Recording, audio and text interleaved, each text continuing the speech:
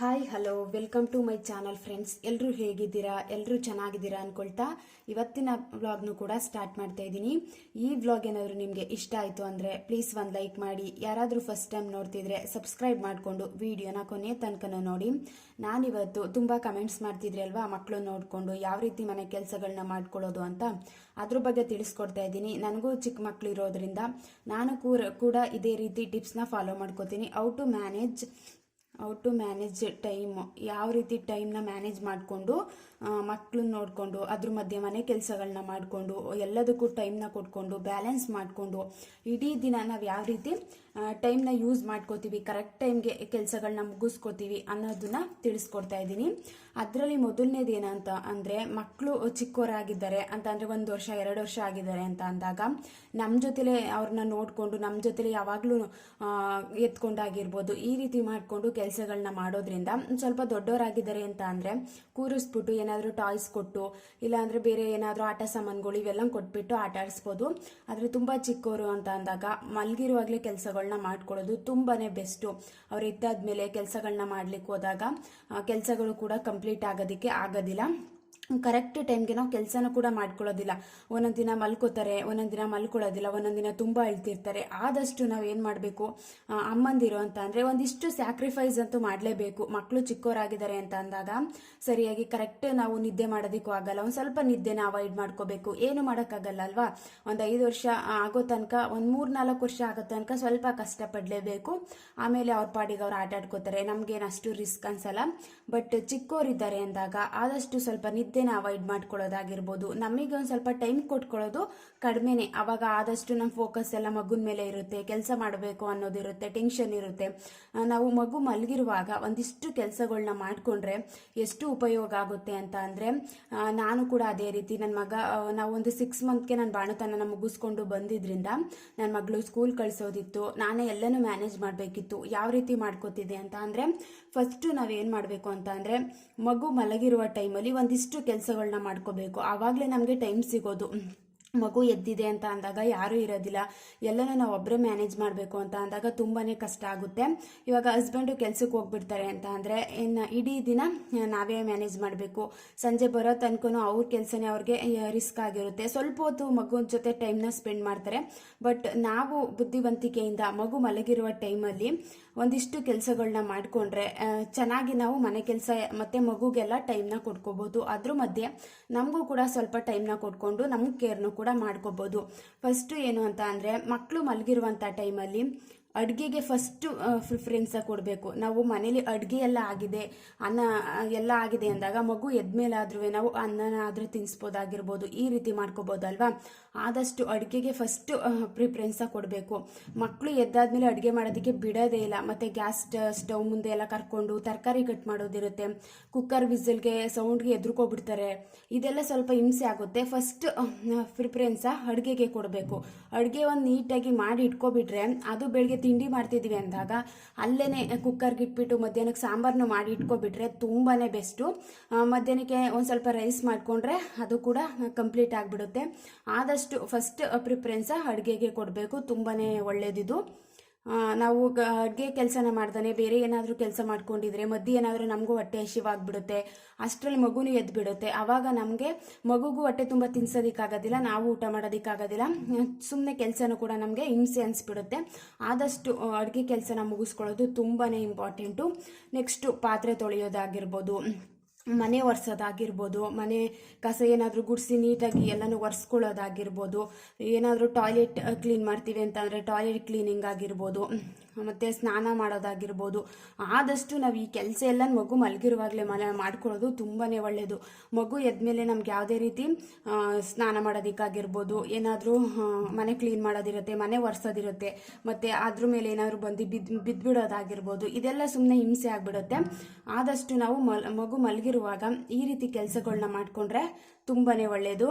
Next ಬಟ್ಟೆ ಏನಾದರೂ ತೊಳೆಯೋದಿದ್ರೆ, ಕೈಯಲ್ಲಿ ಏನಾದರೂ ತೊಳೆಯೋರಿದ್ರೆ ಆದಷ್ಟು ಅದನ್ನು ಕೂಡ ಮಗು ಮಲಗಿರುವಾಗಲೇ ಮುಗಿಸ್ಕೊಂಡ್ರೆ ತುಂಬಾ ಒಳ್ಳೆಯದು. ವಾಷಿಂಗ್ ಹಾಕೋದಿದ್ರೆ ಮಗು ಎದ್ದಾದ್ಮೇಲೆ ಹಾಕೋಬೋದು. ಬಟ್ ಕೈಯಲ್ಲಿ ತೊಳೆಯುವಂಥ ಒಂದು ಸ್ವಲ್ಪ ಕೈಯಲ್ಲಿ ತೊಳೆಯುವಂಥ ಬಟ್ಟೆ ಇದ್ದೇ ಇರುತ್ತೆ. ಮಗು ಮನೇಲಿ ಇರುತ್ತೆ ಅಂತ ಅಂದರೆ ಅದ್ರ ಬಟ್ಟೆಗಳಾಗಿರ್ಬೋದು ಅವೆಲ್ಲ ಇದ್ದೇ ಇರುತ್ತೆ ಅಲ್ವಾ. ಅವೆಲ್ಲ ನಾವು ಮಗು ಮಲಗಿರುವಾಗಲೇ ಮುಗಿಸ್ಕೋಬೇಕು. ನೆಕ್ಸ್ಟು ಪೂಜೆ ಮಾಡ್ಕೊಳ್ಳೋದು ಅಷ್ಟೇ. ಆದಷ್ಟು ಬೆಳಗ್ಗೆ ಟೈಮೇ ನಾವು ಒಂದಿಷ್ಟು ಕೆಲಸಗಳನ್ನ ಮುಗಿಸ್ಕೊಂಡ್ರೆ ಎಷ್ಟು ಉಪಯೋಗ ಆಗುತ್ತೆ ಅಂತ ಅಂದರೆ, ಮಗು ಎದ್ಮೇಲೆ ಆರಾಮಾಗಿ ನಾವು ಮಗುಗೂ ಟೈಮ್ನ ಕೊಡ್ಬೋದು. ಕೆಲಸ ಎಲ್ಲ ಮುಗ್ದಿರುತ್ತೆ ಅಂತ ಅಂದರೆ ಮಗು ಜೊತೆ ತುಂಬ ಚೆನ್ನಾಗಿ ಟೈಮ್ನ ಕೊಟ್ಕೊಂಡು ನಾವು ಕೂಡ ಸ್ವಲ್ಪ ಹೊತ್ತು ಮಗು ಜೊತೆ ಆಟ ಆಡೋದಾಗಿರ್ಬೋದು, ಇದೆಲ್ಲ ಕೆಲಸಗಳನ್ನ ಮಾಡ್ಕೋಬೋದು. ಒಂದಿಷ್ಟು ಕೆಲಸಗಳನ್ನ ಮಗು ಮಲಗಿರುವಾಗಲೇ ಮಾಡ್ಕೊಳ್ಳೋದು ತುಂಬ ಒಳ್ಳೆಯದು. ನೆಕ್ಸ್ಟು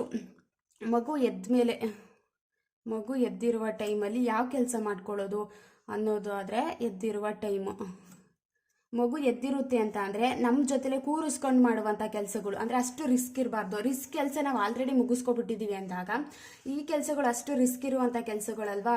ಕೆಲಸಗಳೇನು ಅಲ್ಲ, ಬಟ್ಟೆ ಮಡ್ಚೋದಾಗಿರ್ಬೋದು, ಏನಾದರೂ ಬಟ್ಟೆ ತೊಳೆದಾಕಿರ್ತೀವಿ ಬಟ್ಟೆ ಮಡ್ಚುವುದು, ಈ ರೀತಿ ಕೆಲಸಗಳನ್ನ ನಾವು ಮಗು ಎದ್ದಿರುವಂಥ ಟೈಮಲ್ಲಿ ಮಾಡಿಕೊಂಡ್ರು ಏನೋ ಅಡ್ಜಸ್ಟ್ ಆಗುತ್ತೆ. ಮಗುನ ಪಕ್ಕದಲ್ಲೇ ಕೂರಿಸ್ಕೊಂಡು ಬಟ್ಟೆ ಎಲ್ಲ ಮಡ್ಚ್ಕೊಳ್ಳೋದಾಗಿರ್ಬೋದು, ಏನಾದರೂ ಸೊಪ್ಪೇನಾದರೂ ತಂದಿದ್ದೀವಿ ಅಂದಾಗ ಸೊಪ್ಪು ಬಿಡಿಸುವುದಾಗಿರ್ಬೋದು, ಈ ರೀತಿ ಕೆಲಸಗಳನ್ನ ನಾವು ಮಗು ಜೊತೆಲೇ ಕೂರಿಸ್ಕೊಂಡು ಮಗುನು ನೋಡ್ಕೋತಾ ನಮ್ಮ ಕೆಲಸಗಳನ್ನು ಕೂಡ ಮಾಡ್ಕೋಬೋದು. ಈ ರೀತಿ ನಾವು ಇನ್ನು ಏರ್ ಕೇರು, ನಮ್ದು ಏನಾದರೂ ಏರ್ ಕೇರ್ ಇರುತ್ತೆ, ತಲೆಗೆ ಎಣ್ಣೆ ಹಚ್ಚೋದಾಗಿರ್ಬೋದು, ಈ ರೀತಿ ಎಲ್ಲ ಸಿಂಪಲ್ ಕೆಲಸಗಳು, ಇವ್ಯಾವು ಜಾಸ್ತಿ ರಿಸ್ಕ್ ಇರುವಂಥ ಕೆಲಸಗಳೇನಲ್ಲ. ಆಲ್ರೆಡಿ ನಾವು ತುಂಬ ಟೈಮ್ ಹಿಡಿಯುವಂಥ ಕೆಲಸಗಳೆಲ್ಲ ಮುಗಿಸ್ಕೊಂಡಿದ್ದೀವಿ ಅಂದಾಗ ಈ ಕೆಲಸಗಳನ್ನ ಆರಾಮಾಗಿ ಮಾಡ್ಕೋಬೋದು. ಈ ರೀತಿ ಮಾಡ್ಕೊಂಡಾಗ ತುಂಬ ಚೆನ್ನಾಗಿ ನಾವು ಟೈಮ್ನು ಕೂಡ ಮ್ಯಾನೇಜ್ ಮಾಡ್ಬೋದು. ಎಷ್ಟು ಚೆನ್ನಾಗಿ ಎಲ್ಲ ಕೆಲಸನ ಮುಗಿಸ್ಕೋಬೋದು ಅಂದರೆ, ನಾನು ಕೂಡ ಇದೇ ರೀತಿ ಟಿಪ್ಸ್ನೇ ಫಾಲೋ ಮಾಡೋದು. ಅಂದರೆ ಇದೆಲ್ಲ ಮಾಡಬೇಕು. ಈ ಕೆಲಸಗಳನ್ನ ನಾವು ಆದಷ್ಟು ಬೆಳಗ್ಗೆ ಟೈಮೇ ಮಾಡ್ಕೊಳ್ಳೋದು ತುಂಬಾ ಒಳ್ಳೆಯದು. ಆದಷ್ಟು ಒಂದು 3% ಕೆಲಸಗಳನ್ನ ನಾವು ಬೆಳಗ್ಗೆ ಟೈಮೇ ಮುಗಿಸ್ಕೋಬೇಕು. ಯಾಕಂತಂದರೆ ಬೆಳಿಗ್ಗೆ ಮುಗಿಸ್ಕೊಂಡ್ರೆ ಅಕಸ್ಮಾತ್ ಮಗು ಎದ್ಬಿಡ್ತು, ಒಂದು ಮಾರ್ನಿಂಗ್ ಒಂದು 4:15 ಎದ್ದಿದ್ದೀವಿ ನಾವು ಅಂತ ಅಂದಾಗ ಒಂದು 6 o'clock ಅಷ್ಟರಲ್ಲಿ, ಒಂದು 7 o'clock ಅಷ್ಟರಲ್ಲಿ ತಿಂಡಿ ಕೆಲಸ ಎಲ್ಲ ಮುಗ್ದಿರುತ್ತೆ ಅಲ್ವಾ. ಅಷ್ಟರಲ್ಲಿ ಮಗು ಎದ್ರೂ ಕೂಡ ಹಸ್ಬೆಂಡ್ ಇರ್ತಾರೆ, ಹಸ್ಬೆಂಡ್ ಸ್ವಲ್ಪ ಹೊತ್ತು ನೋಡ್ಕೋತಾರೆ. ಆದಷ್ಟು 3% ಕೆಲಸಗಳನ್ನ ಬೆಳಿಗ್ಗೆ ಟೈಮೇ ಕಂಪ್ಲೀಟ್ ಮಾಡ್ಕೊಳ್ಳೋದ್ರಿಂದ ತುಂಬಾ ಬೆಸ್ಟು. ನಾವು ಬೆಳಿಗ್ಗೆನೇ ಮಾಡ್ಕೊಳ್ದೇ ಆಮೇಲೆ ಮಾಡ್ಕೋತೀವಿ, ಮಧ್ಯಾಹ್ನ ಟೈಮ್ ಮಾಡ್ಕೋತೀವಿ ಅಂದಾಗ ಮಕ್ಕಳು ಅಷ್ಟು ನಾವು ಮಧ್ಯಾಹ್ನ ಟೈಮ್ ಮಲ್ಕೊಳ್ಳೋದಿಲ್ಲ. ಒಂದೊಂದು ದಿನ ಮಲ್ಕೋತಾರೆ, ಒಂದೊಂದು ದಿನ ಮಲ್ಕೊಳ್ಳೋದಿಲ್ಲ. ನಾವೇನು ಮಾಡಬೇಕು ಅಂತ ಅಂದರೆ, ಬೆಳಿಗ್ಗೆ ಬೇಗನೆ ಎದ್ದು ಒಂದು 4:15 ಎದ್ದೇಳ್ತಿದ್ದೀವಿ ಅಂದಾಗ ಇದು ತುಂಬಾ ಇಂಪಾರ್ಟೆಂಟು. ಬೆಳಿಗ್ಗೆ ಬೇಗ ಎದ್ದೇಳಲಿಲ್ಲ ಅಂತಂದರೆ ಇದು ಯಾವ ಕೆಲಸನೂ ಕೂಡ ಮಾಡ್ಕೊಳ್ಳೋದಕ್ಕಾಗೋದಿಲ್ಲ. ಆದಷ್ಟು ಮಕ್ಕಳು ಸ್ವಲ್ಪ ದೊಡ್ಡವರಾಗೋ ತನಕ ಒಂದಿಷ್ಟು ಸ್ಯಾಕ್ರಿಫೈಸ್ ಅಂತೂ ಮಾಡಲೇಬೇಕು. ನಾವು ಕರೆಕ್ಟ್ ಟೈಮ್ ನಿದ್ದೆ ಮಾಡೋದಾಗಿರ್ಬೋದು, ಇದೆಲ್ಲ ಟೈಮು ಆ ಕಡೆ ಈ ಕಡೆ ಆಗುತ್ತೆ. ನಾವು ಇಷ್ಟೇ ಅವರ್ ನಿದ್ದೆ ಮಾಡ್ತೀವಿ ಅಂತ ಹೇಳೋದಕ್ಕಾಗೋದಿಲ್ಲ. ಒಂದೊಂದು ದಿನ ಒಂದು 4 hour ನಿದ್ದೆ ಮಾಡಿರ್ತೀವಿ. ನೈಟ್ ಎಲ್ಲ ಮಕ್ಕಳು ಹೊತ್ತಾಗ ಒಂದು ಕರೆಕ್ಟಾಗಿ ನಿದ್ದೆನೂ ಆಗಿರಲ್ಲ. ಬಟ್ ಬೆಳಿಗ್ಗೆ ಬೇಗ ಎಳ್ಳಲೇಬೇಕು, ಬೇರೆ ಆಪ್ಷನ್ ಇಲ್ಲ. ಎದ್ದು ನಾವು ಕೆಲಸ ಮಾಡಲೇಬೇಕು. ಯಾರೂ ನಮಗೆ ಹೆಲ್ಪರ್ ಇಲ್ಲ ಅಂದಾಗ ಎಲ್ಲನೂ ನಾವೇ ಮ್ಯಾನೇಜ್ ಮಾಡ್ಕೋಬೇಕು ಸ್ವಲ್ಪ ದಿನ. ಆಮೇಲೆ ಮಕ್ಕಳು ದೊಡ್ಡ ಆಗ್ತಾ ಆ ರಿಸ್ಕ್ ಏನು ನಮಗೆ ಸ್ವಲ್ಪ ಕಮ್ಮಿ ಆಗಿಬಿಡುತ್ತೆ.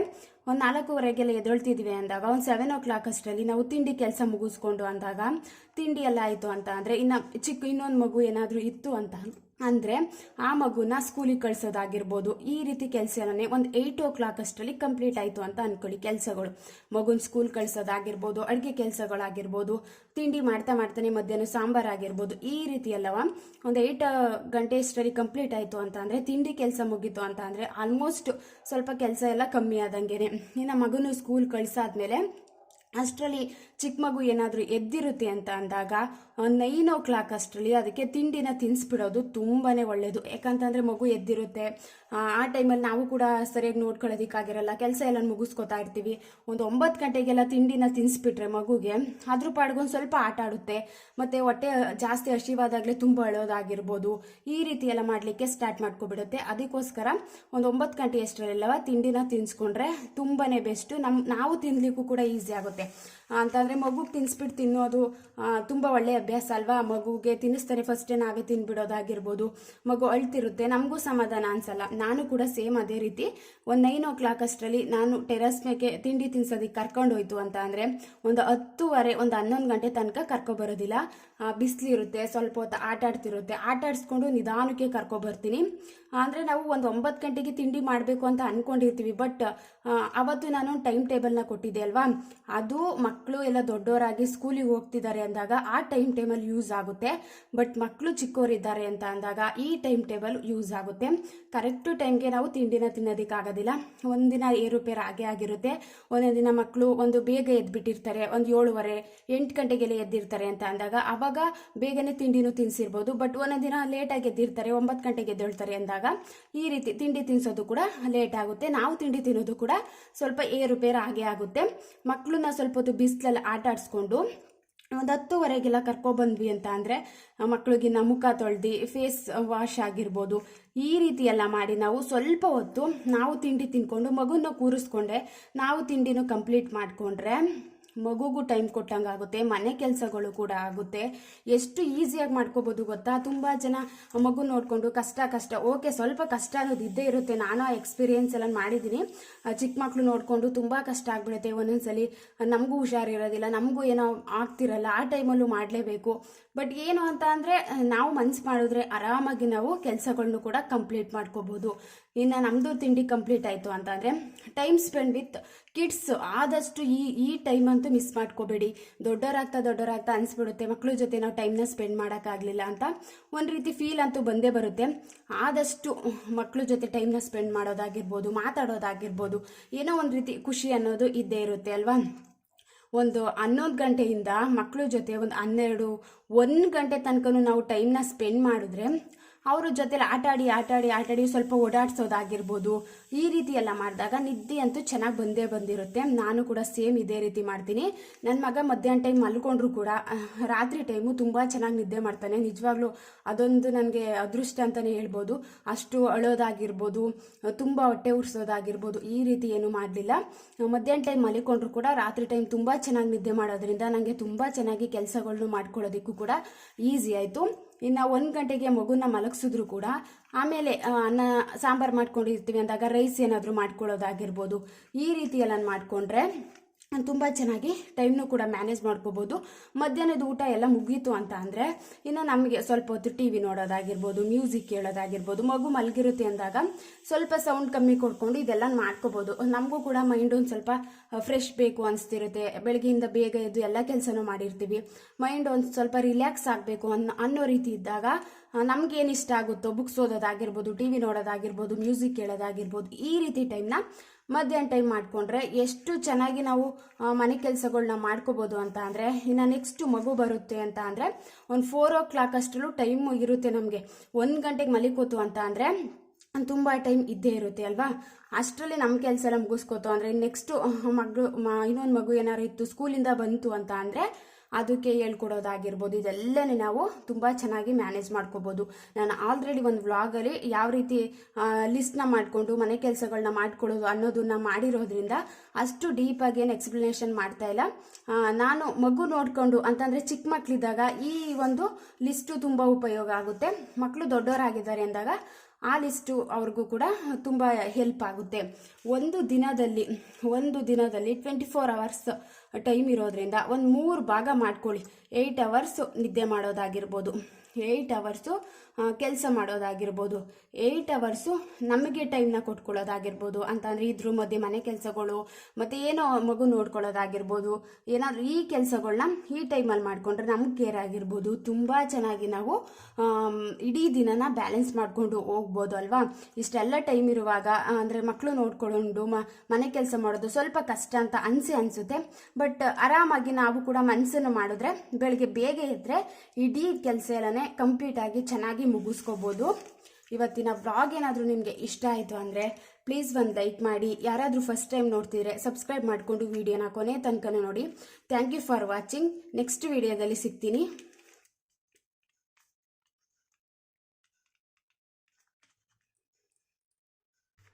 ಸಾರಿ ಫ್ರೆಂಡ್ಸ್, ಇನ್ನೊಂದು ಹೇಳೋದು ಮರೆತುಬಿಟ್ಟಿದ್ದೆ. ಆದಷ್ಟು ನೀವು ಡೀಪ್ ಕ್ಲೀನಿಂಗ್ ಕೆಲಸಗಳಾಗಿರ್ಬೋದು, ಅಂದರೆ ಏನಾದ್ರು ರೂಮ್ ಕ್ಲೀನ್ ಮಾಡೋದಾಗಿರ್ಬೋದು, ಕಿಚನ್ ಕ್ಲೀನ್ ಮಾಡೋದಾಗಿರ್ಬೋದು, ದೇವ್ರ ಮನೆ ಕ್ಲೀನ್ ಮಾಡೋದಾಗಿರ್ಬೋದು, ಇಂಥ ಜಾಸ್ತಿ ಟೈಮ್ ಹಿಡಿಯುವಂಥ ಕೆಲಸಗಳನ್ನ ನಾವು ಸಂಡೇ ಮಾಡ್ಕೊಳ್ಳೋದು ತುಂಬ ಉಪಯೋಗ ಆಗುತ್ತೆ. ಯಾಕಂತಂದರೆ ಹಸ್ಬೆಂಡ್ ಮನೇಲೇ ಇರ್ತಾರೆ, ಸ್ವಲ್ಪ ಅವರು ಕೂಡ ಹೆಲ್ಪ್ ಮಾಡೋದ್ರಿಂದ ಆದಷ್ಟು ಡೀಪಾಗಿ ನಾವು ಎಲ್ಲನೂ ಕ್ಲೀನ್ ಮಾಡ್ಕೋಬೇಕು ಅಂತ ಅಂದರೆ ಭಾನುವಾರ ಟೈಮು ನಾವು ಟೈಮ್ನ ಸೆಟ್ ಮಾಡಿಕೊಂಡ್ರೆ ತುಂಬ ಉಪಯೋಗ ಆಗುತ್ತೆ. ಒಬ್ಬರು ಹೆಲ್ಪ್ಗಿದ್ದಾರೆ ಅಂತ ಅಂದಾಗ ಅದನ್ನು ಕೂಡ ಬೇಗ ಮುಗಿಸ್ಕೋಬೋದು ಅಲ್ವಾ. Thank you.